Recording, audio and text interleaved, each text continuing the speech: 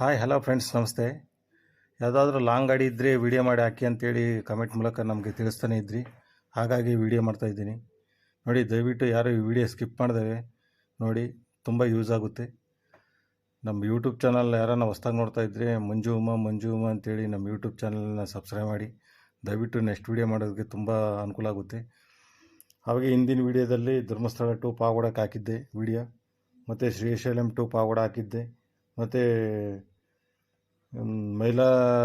Mylara to Pavagada ಹಾಕಿದ್ದೆ. ಈಗ video ಮಾಡ್ತಿರೋ ಉದ್ದೇಶ Tumakuru to Ballari KSRTC bus ಇದೆ.